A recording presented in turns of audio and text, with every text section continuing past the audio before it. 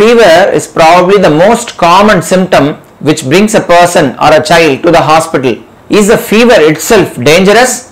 Why does it happen? Let us see in today's video. Hi friends, I am Dr. Karamat and this is Scientific Doctor.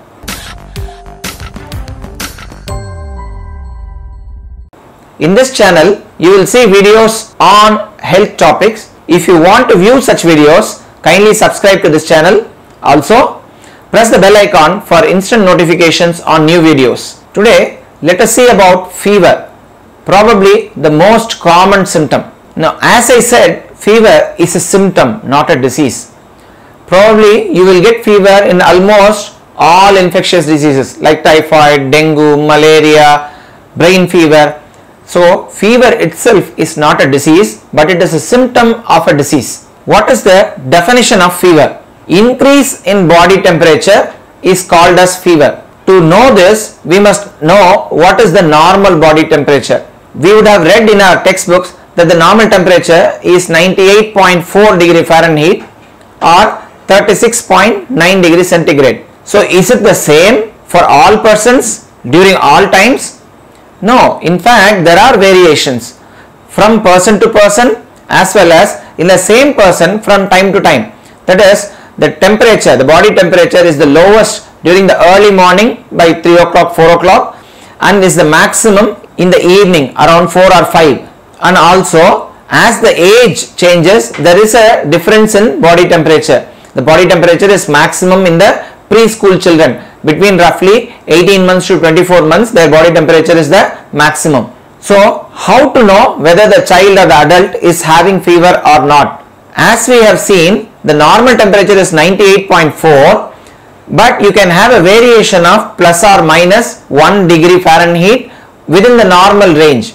So, anything more than that, probably we can take it as fever. So, how to measure the body temperature? For measuring, we use instruments called as thermometers. Thermometers, the older ones, will be made in glass and will be filled with mercury. Because of the risk of breakage of glass as well as risk of contamination of mercury, these are better avoided in today's times. We would have seen the digital thermometers, what we commonly measure. There are other thermometers which can measure infrared as well as to measure from specific body parts. How to measure temperature if there is no thermometer around? We can use our hands to measure temperature and it will be subject to variation. Why? Because we might have had contact with a hot or a cold object that will impair our perception. Your hands might not be sensitive because you are in a certain job or a profession, so you will not feel the temperature. So this is subject to variation. So how to avoid that? We generally say check the temperature with the back of the hand, which is more sensitive compared to the palms. And also we ask to measure in two different sides, namely say abdomen, that is over the tummy, as well as another hand in the axilla. So if both the places are hot to touch, then you take it as fever. When you have a thermometer, so where do you measure? In older children, children older than 4 or 5 years, oral temperature can be taken. But younger children, taking oral temperature is not suitable as they may not be able to close the mouth closely around the thermometer to allow a reasonable degree of measurement of temperature. So in them, we may rely on axillary temperature. Even though axillary temperature is around 0.5 degree Fahrenheit to 1 degree Fahrenheit lesser than oral temperature, it is more important to check the rise in temperature, so it is acceptable to take an axillary temperature. In fact, for the correct measurement of temperature, we should measure the rectal temperature.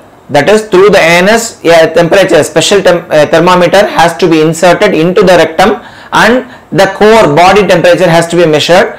But this is not usually done unless they have a condition called hyperpyrexia or in research settings or very rarely in ICU settings. In all other places, a oral or a axillary temperature will do. There are modern thermometers called infrared thermometers which can measure the eardrum temperature or through the forehead temperature. After having seen how to measure temperature, how to grade fever.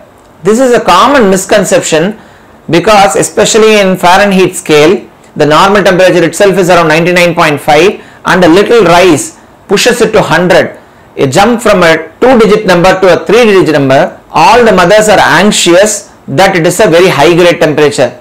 But in fact, when classifying fever, we say between 99.5 to 102 as low grade fever and 102 to 104 as moderate grade and 104 to 106 as high grade fever. And above 106 we call them as hyperpyrexia. Most often happens due to heat stroke or other causes, can be dangerous by itself.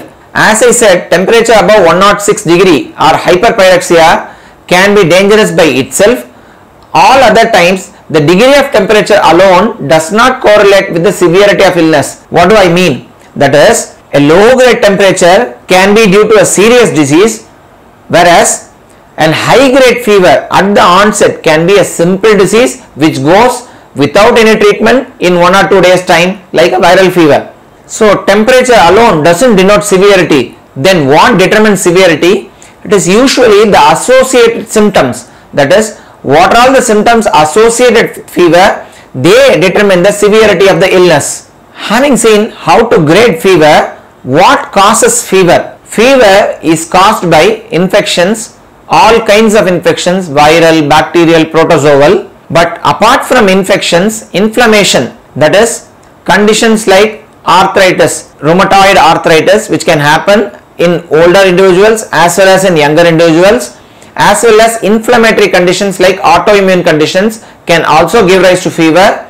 Injury because of tissue reaction can also give rise to fever. Even though I have said other conditions causing fever, for all practical purpose, an acute fever, that is a sudden onset of fever, should be considered as due to infection unless proved otherwise. As I said in the initial part of the video, fever is just a symptom, it is not a disease. So fever itself is not going to damage us unless it is hyperpyrexia, that is greater than 106 degree Fahrenheit. So what determines the dangers to the body?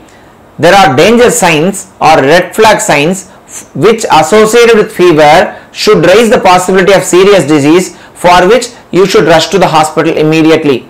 The first is the age of the person. If the child is a very young child, less than 3 months, especially less than 1 month, any fever can be a sign of dangerous disease, so we have to rush to the hospital immediately. The second thing is, in between fever, with or without antipyretics, that is the fever reducing medicines, the child is not well. So once the fever comes down, child becomes active, then it is a good sign. If the child is lethargic or dull in between fever when the temperature is normal, then it is a serious sign, then you have to visit the doctor immediately. Apart from these two, appearance of rash, decreased urine output because it can signify dehydration, any breathing difficulty, headache or confusion in the individual, all these can be potential danger signs, and if these are present, we should visit the doctor to assess the reason or cause for fever. So if there are no danger signs and the fever is present, what to do? We have to understand fever is not all that bad. Fever in fact can help in fighting infection. So a little bit of fever, if the individual is otherwise normal, can be left as such without treating. But as the fever increases, it causes definite discomfort to the child as well as to the adults. So to relieve discomfort, you can give antipyretics. Antipyretics are fever reducing medicines. The common ones are paracetamol or ibuprofen. Since paracetamol has the least amount of side effects, it is the most studied one. Paracetamol should be used in all cases of fever, but even paracetamol should be used in the appropriate dose in the appropriate interval. The interval is usually 6 hours once, and the appropriate dose should be based on the age and weight which your doctor might have told you the last time the child had fever. We must also understand the role of these antipyretics. It is not to make the fever go away, because these are not treating the diseases. This is just to make the person feel better, to make them comfortable. So even if the fever doesn't come down completely, it is okay. But if there are warning signs, if the fever is persistent, then you have to take the child to the doctor to relieve the disease which is causing fever. We have seen the causes of fever, but how does fever happen inside the body? Now we have to understand maintaining temperature is the function of a part in the brain called hypothalamus. Hypothalamus in fact acts like a thermostat. Thermostat is a part available in heaters, ACs, refrigerators, where it maintains the temperature. If the temperature goes down, it tries to increase the heat. If the temperature goes up, it tries to bring down it, thereby maintaining at a set temperature. Hypothalamus also acts similarly. The body's temperature is prefixed, set, as I said earlier, like 98.4. If the temperature tries to goes down, like when you visit a very cold place, like if you visit Shimla, Darjeeling, where there is snowfall, what do? You try to wear more clothes, you try to cuddle up, and there may even be shivering. All these acts either tries to decrease the heat loss, or by shivering you produce more heat by muscular action, so that the temperature is maintained. The converse happens during when we visit a hot place like a Thar desert.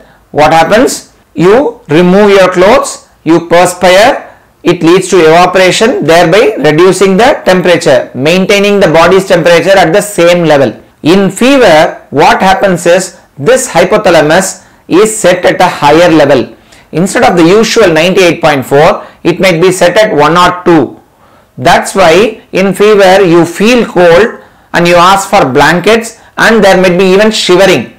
That is, the body is trying to bring the temperature to the new normal, that is 1 or 2. That's why shivering happens during fever, especially during the rise of fever. Having seen what causes fever, what does not cause fever, we must understand simple things like crying excessively or teething doesn't cause significant degree of fever. There might be a slight increase in body temperature transiently, but if the temperature is persistent and significant, it might not be due to these causes, and especially in children, it should be assumed that there is an infection. Friends, today we have seen a video on fever. If you like this video, share it among your friends and relatives. Also, if you have any doubts, put it in the comment section. I will try to answer them. If you want to view such videos, subscribe to this channel. Till the next Wednesday, bye.